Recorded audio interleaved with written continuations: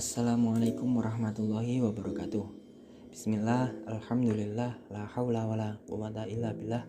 Allahumma sholli ala sayyidina Muhammad wa ala ali sayyidina Muhammad, amma ba'd. Baiklah teman-teman, pagi ini kita akan mempelajari mata kuliah Sosiologi Dakwah. Kami dari kelompok 6 yang beranggotakan Ali Makrus, Fatihah Nur Zahroh, dan Haifa Nadia Hirdiani akan menyampaikan materi tentang ukuran keberagaman masyarakat.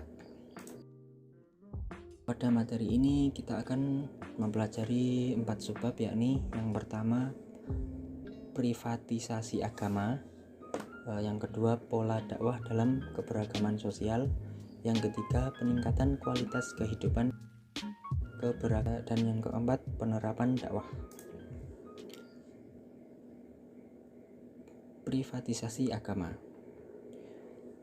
Transformasi general kepada individual menandakan suatu perubahan dalam ikatan, dan sentimen-sentimen ini menyebabkan cara orang mempraktikkan agama juga mengalami perubahan.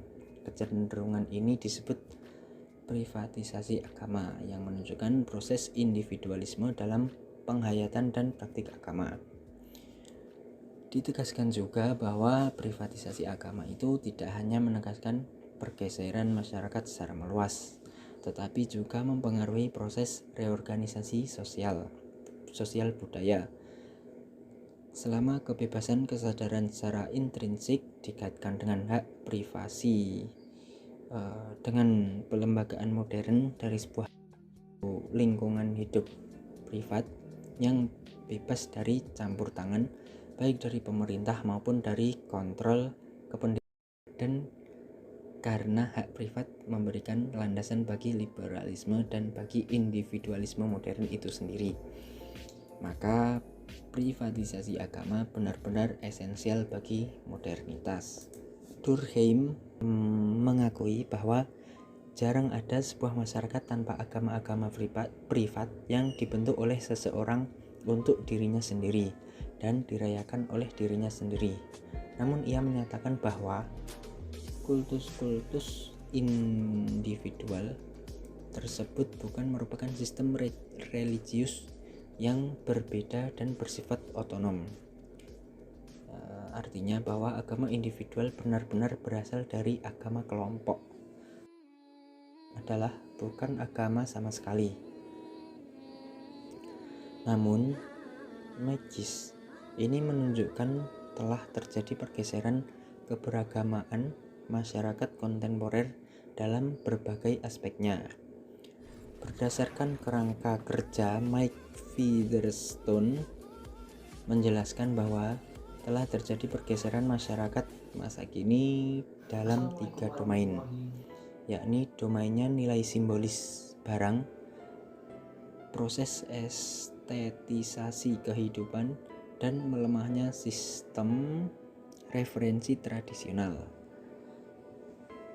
Ketiga proses ini dalam kaitannya dengan kecenderungan globalisasi dan mobilitas dikaitkan merupakan konteks penting dalam mempengaruhi redefinisi agama dan praktik kehidupan secara umum. Pola dakwah dalam keberagaman sosial dalam kajian sosiologi adalah 2 teori, yakni teori fungsionalisme struktural dan teori konflik, yang biasa digunakan sebagai media untuk mencoba menggali dan mengetahui tentang bagaimana pola-pola dakwah yang dilakukan masyarakat dalam rangka mencapai tujuan mereka yang berlandaskan ajaran keagamaan. Teori fungsionalisme struktural menekankan kepada keteraturan dan mengabaikan konflik serta perubahan dalam masyarakat, sedangkan teori konflik itu cenderung mengabaikan keteraturan dan stabilitas yang memang ada dalam masyarakat di samping konflik itu sendiri. Pada dasarnya, sikap umat Islam dalam memandang berbagai persoalan kehidupan dapat ditelusuri dari pemikiran teologis yang berkembang melalui proses sosialisasi dan internalisasi masyarakat. Ada 3 jenis pemikiran teologis masyarakat Islam yang tentunya berpengaruh besar terhadap pola dakwah yang dijalankan untuk proyeksi terhadap realisasinya sebuah kebenaran dan kesejahteraan masyarakat Islam, yaitu tradisionalis, modernis, dan fundamentalis. Adapun skema pemikiran umat Islam dan pola-pola dakwahnya keberagaman sosial sebagai berikut.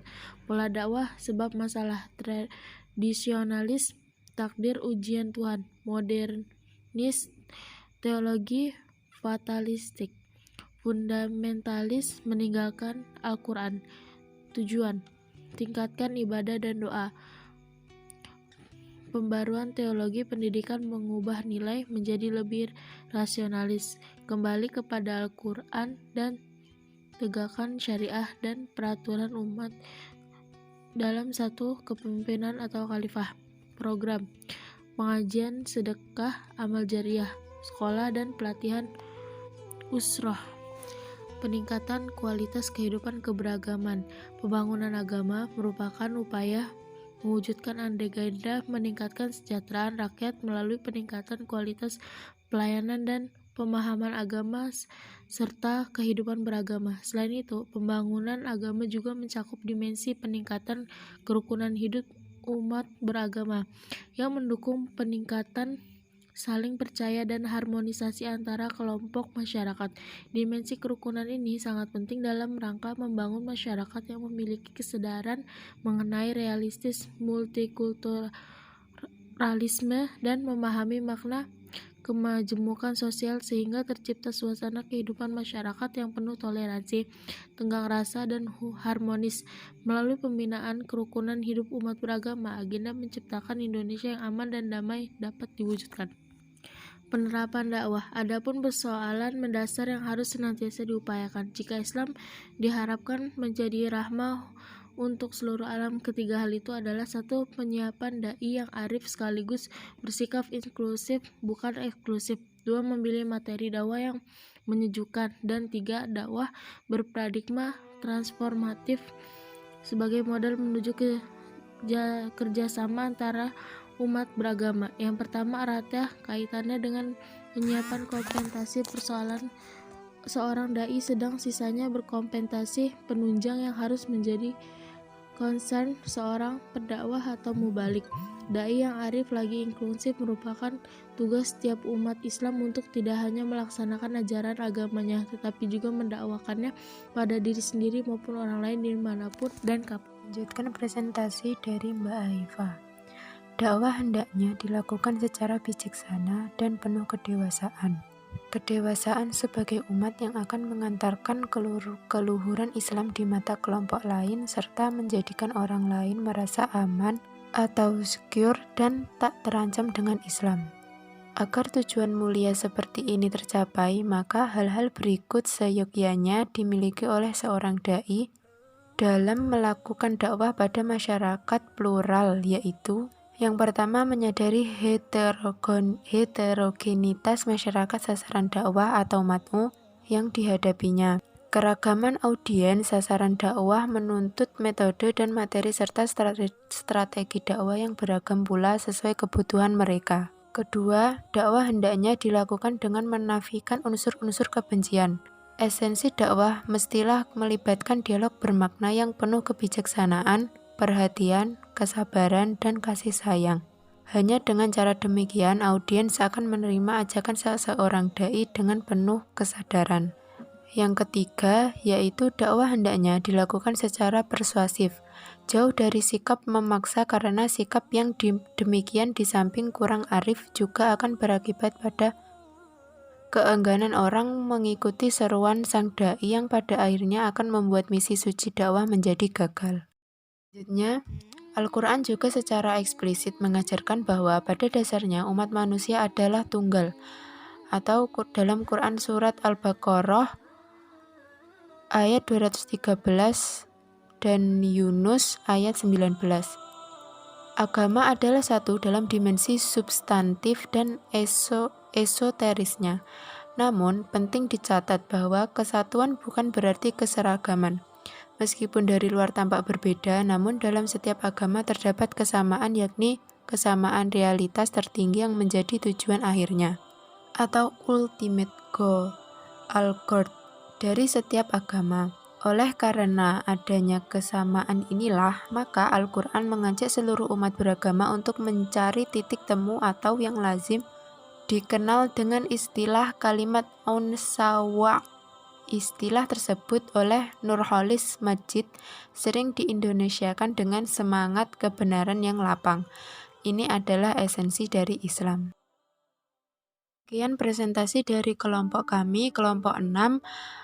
Mungkin ada pertanyaan ataupun penambahan materi bisa didiskusikan langsung